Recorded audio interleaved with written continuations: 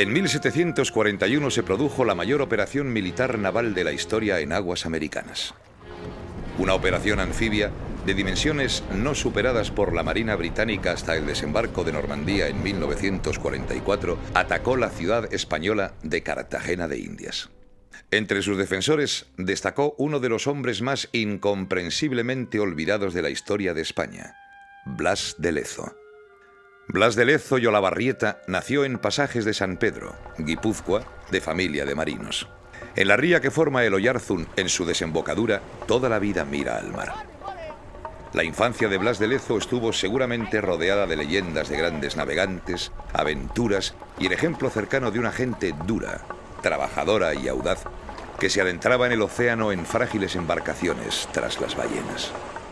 Con apenas 12 años, es enviado a Francia a estudiar y se alista en la Armada francesa al comienzo de la Guerra de Sucesión Española, en la que más que el trono de España se disputaba la hegemonía de los imperios a las puertas del siglo de las luces. En 1704 fue alcanzado por una bala de cañón que le destrozó la pierna izquierda, que hubo de ser amputada por debajo de la rodilla. Por el valor demostrado, es ascendido al alférez de navío y se le ofrece ser asistente de cámara en la corte de Felipe V. Lezo lo rechaza y se embarca de nuevo participando activamente en los eventos y combates de la sangrienta Guerra de Sucesión. Peñíscola, Génova, Barcelona, Tolón. En esta plaza, tras un impacto de cañón en la fortificación, una esquirla se le aloja en el ojo izquierdo, produciéndole la pérdida total de la visión de ese ojo. Tenía 18 años. En los combates de Barcelona, cuando tenía 25 años, recibió un balazo de mosquete en el antebrazo derecho, dejándolo lisiado. Con 26 años dirige una extensa escuadra que reconquista Mallorca. Un año después parte para La Habana, escoltando una flota de galeones. Su incorporación a las órdenes de Bartolomé de Urubizu en las costas del Pacífico le ofrece nuevas experiencias contra los piratas y contrabandistas. Con 34 años es ascendido a general de la Armada. Su primer cometido como jefe de la Escuadra del Sur es hacerla operativa, ya que se encontraba en un estado lamentable, con unidades inservibles y sin medios económicos. En 1731 vuelve al Mediterráneo.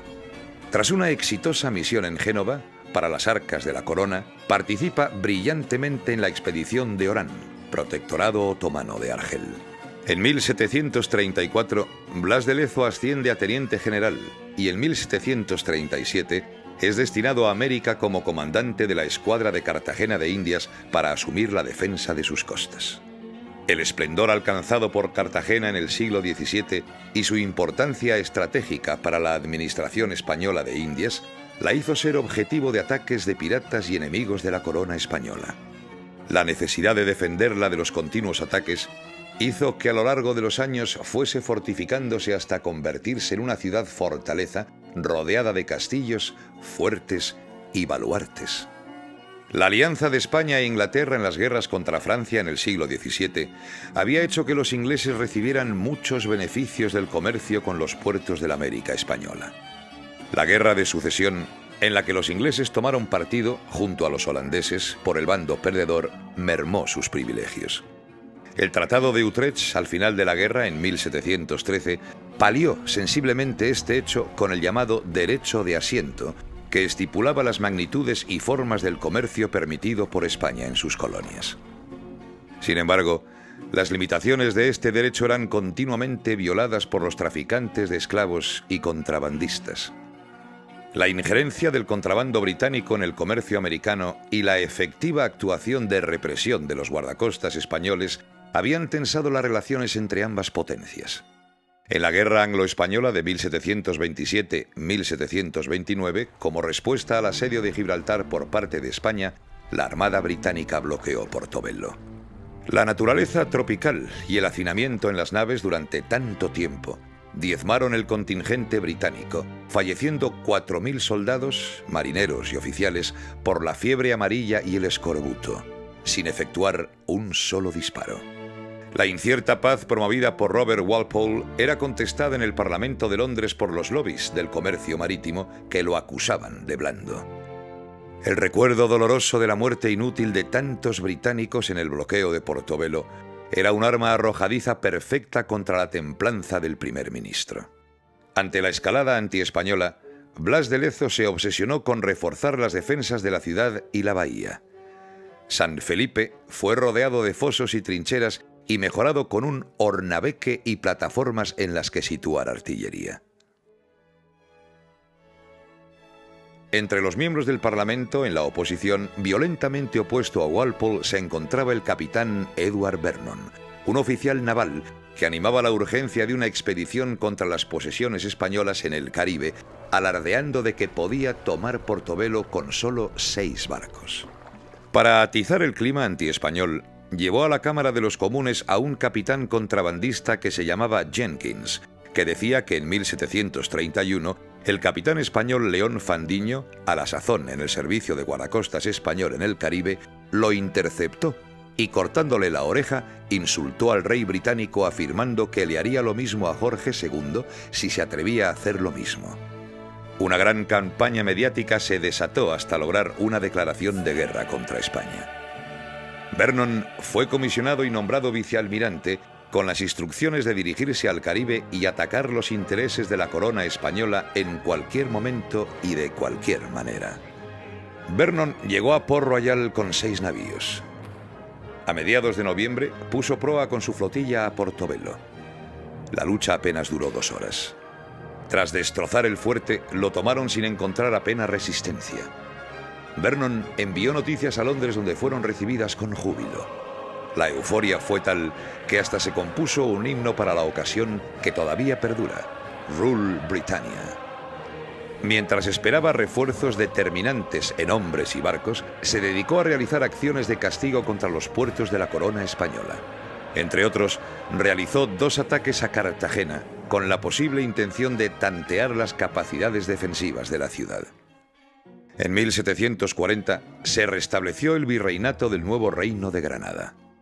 El nuevo virrey era un teniente general del ejército español, Sebastián de Eslava. En abril de 1741, tras haber conseguido burlar la vigilancia de los barcos ingleses, llegó a Cartagena de Indias procedente del Ferrol con los navíos Galicia y San Carlos, además de 500 hombres en tropas de apoyo. En Jamaica, la flota británica se vio incrementada hasta constituir la mayor fuerza naval proyectada por Inglaterra hasta el desembarco de Normandía. Vernon, junto al comodoro Lestock y Challoner Ogle, comandaban las escuadras: azul, roja y blanca. Al mando de las fuerzas terrestres estaba el brigadier Wentworth, que reemplazó a Lord Cathcart por haber fallecido este antes de llegar a Jamaica. Fueron avistadas las primeras velas del enemigo por Punta Canoa. Al día siguiente, una balandra enviada desde Santo Domingo por los franceses confirmó la alarma con la noticia de que se aproximaba una enorme flota a aquella plaza. Blas de Lezo pasó a residir a bordo del navío Galicia para disponer las medidas de defensa y se echaron las cadenas a Boca Chica para esperar los movimientos del enemigo. El día 15 se dejó ver toda la armada británica, que fondeó entre Punta Canoa y La Boquilla. Durante días, Vernon convocó varios consejos de guerra a bordo del Princess Carolina para establecer los términos del reparto del botín que esperaban conseguir en Cartagena. Mientras tanto, hicieron un amago de desembarco en La Boquilla con el seguro propósito de distraer la atención de los españoles sobre sus planes reales. Blas de Lezo dispuso situar los navíos Dragón y Conquistador en Boca Grande. La mayor potencia de fuego de los buques Galicia, África, San Felipe y San Carlos la reservó para Boca Chica. El fuego se inició el día 19, cuando 4 buques comenzaron el bombardeo del castillo de San Luis de Boca Chica y otros 3 lo hicieron contra las defensas de Tierra Bomba, destruyendo el reducto de la Chamba y las baterías de Santiago y San Felipe. Batidos por el fuego de las baterías de Punta Abanico y Varadero, 4 de los 7 barcos del enemigo tuvieron que retirarse a remolque. El mismo día, al anochecer, iniciaron el desembarco por la playa de la Chamba. Inmediatamente después del desembarco, Las diferencias de criterio entre el general Wentworth, al mando de las tropas de tierra, y el almirante Vernon, jefe de la expedición, comenzaron a manifestarse. Vernon urgía a Wentworth a apresurarse en el ataque al castillo de San Luis. El retraso se debía a que las tropas desembarcadas estaban continuamente hostigadas desde las baterías de Punta Abanico y Varadero. El día 30, los ingleses dirigieron un ataque contra estas baterías, pagando un precio de 200 bajas debido a su exceso de confianza. Son reconstruidas al día siguiente. El día 31, Desnos, gobernador del castillo de San Luis, hizo una salida para entorpecer el montaje de la batería que armaban los ingleses, poniéndolos en fuga. Desde el 2 de abril, la artillería de Vernon comenzó a batir el castillo de San Luis con el aumento de 6 morteros de granada reales de una manera sistemática, apoyados por el fuego de la artillería naval de las escuadras roja y azul en pasadas incesantes. Una bala de cañón arrancó las patas del taburete en que se sentaba el virrey, reunido con Blas de Lezo en el castillo del Galicia, y ambos resultaron heridos por las astillas. El día 5, viendo el gobernador Desnos que venía el enemigo avanzando en 3 columnas, resolvió poner bandera blanca. La respuesta de los ingleses fue el fuego de las baterías y la aproximación de las tropas en ademán de no oír proposición alguna. Toda la tropa fue evacuada a tiempo sin riesgo. Otras embarcaciones fueron a rescatar a la guarnición de San José y destruir su artillería para privar al enemigo de esa ventaja. El Galicia cayó en manos del enemigo con su capitán, Juan Jordán, y 30 hombres de su tripulación. El San Felipe embarrancó con su popa en el bajío de la batería de San José, se le prendió fuego y por accidente se incendió con él el navío África. Solo el San Carlos se consiguió que se hundiese en el centro del canal. Tras despejar el canal de Boca Chica, toda la flota británica comenzó a entrar en la bahía. El día 6, a las 3 de la madrugada, el virrey y Blas de Lezo decidieron enganchar todas las embarcaciones del comercio de galeones entre el Castillo Grande de Santa Cruz y Manzanillo para bloquear el paso a la Bahía de las Ánimas. Se dispusieron los 2 navíos de guerra que quedaban, para hundirlos y así cerrar las 2 bocas del puerto en caso necesario. Al mismo tiempo, se evacuó el Castillo Grande de Santa Cruz para unir su guarnición a las fuerzas de la plaza. Los ingleses estaban atracados ya en Punta de Perico, dentro de la bahía, e intentaron un desembarco en Manzanillo que fue rechazado. Uno de los navíos atacantes se atracó a la popa del conquistador que estaba semi-hundido y se lo llevó arrastrando, con lo que dejó expedita la entrada. A partir de ese momento, entraron en la bahía interior. Comenzó el bombardeo de la ciudad. El desembarco se realizó por 3 partes, formando 3 columnas que, hostigados por los piquetes españoles reforzados por los arqueros indígenas, se concentraron en el tejar de Gavala, donde se fortificaron. El día 17 tomaron el tejar de la popa y también el de Lozano. Las tropas americanas del contingente de Vernon, que habían desembarcado por la boquilla, tomaron por su cuenta el cerro de la popa. Tras un intenso mes de campaña, la flota fondeada en Punta Perico soportaba los rigores del clima tropical y la incógnita de cuánto se iba a tardar en llegar a un desenlace. Blas de Lezo conocía el valor militar de esa demora. Si se conseguía resistir hasta la llegada de las lluvias a final de abril, Vernon habría perdido. Las tropas de Wentworth hacían avances demasiado discretos. Los oficiales de tierra se quejaban de que no tenían el debido apoyo artillero naval, mientras que los jefes navales, conocedores de las características de la bahía, se negaban a arriesgar sus naves estérilmente. A Vernon le atormentaba la idea de repetir el desastre de Portobelo de 1727, sobre todo después de mandar emisarios a Londres anunciando anticipadamente su victoria. Esta noticia les llenó de orgullo y se acuñaron monedas conmemorativas. Para Vernon era de vital importancia aislar la ciudad. La pieza clave para lograrlo era el castillo de San Felipe de Barajas, por su posición de dominio sobre Cartagena. Desde el día 21 al 25 aumentaron el fuego de las baterías de tierra contra el castillo, sin conseguir abrir brecha. Ante la insistencia de Vernon, se decidió realizar un asalto masivo contra San Felipe. Fue planeado como un ataque nocturno. Washington con los americanos atacaría por el noroeste, Grant por el norte, Wynyard por el este, con el grueso de las tropas inglesas, y de Guise por el sureste y por el sur. Blas de Lezo, desde la batería de la Media Luna, junto a Sebastián de Eslava, atiende el combate y cursa órdenes y sostiene los suministros de munición de las unidades. A las 3 de la mañana se inició el asalto desde la Quebrada del Cabrero, por el norte, por la parte del cerro con menos pendiente. El factor oscuridad no sirve, pues apenas se inicia el ataque, se hace de día. Blas de Lezo envió a 200 hombres de tropa de marina para reforzarlo. Tras fracasar los intentos por los distintos flancos, lo intentaron por el noreste, en donde fueron demediados por la fusilería española. De repente, desde el castillo, que por su posición privilegiada como otero del escenario de la batalla había permitido a sus defensores observar la frágil determinación de los atacantes, se produjo una salida a bayoneta calada que hizo cundir el pánico a los ya exhaustos soldados británicos.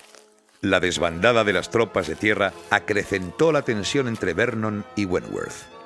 El día 26, los ingleses condujeron al capturado navío Galicia dentro de la bahía interior para intentar hacer brecha con su artillería en la muralla de Cartagena. Ante el fracaso de la acción, le cortaron las amarras y lo dejaron al pairo. Sin mucha fe, este hecho era el aviso de que ya no confiaban en la posibilidad de la victoria. En un consejo de guerra celebrado en el buque insignia de Vernon, con los otros jefes navales decidieron desistir de la empresa por impracticable. A partir de ese momento, los británicos comenzaron su retirada, con buques averiados, insuficientes tripulaciones para las embarcaciones hábiles, con multitud de moribundos que acrecentaba el horror de las desmoralizadas tropas. Pese a todo, durante su retirada, aprovecharon para desolar las defensas que tenían en su poder. Acabaron de demoler el castillo de San Luis y el castillo grande de Santa Cruz. Cartagena estaba salvada. Vernon volvió a Londres. Su desastre en Cartagena se silenció. Blas de Lezo murió el 7 de septiembre de ese año.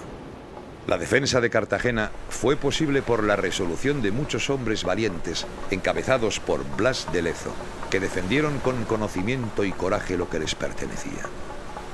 Medio hombre, un hombre completo para los suyos, un hombre completo para la historia. Blas de Lezo para siempre.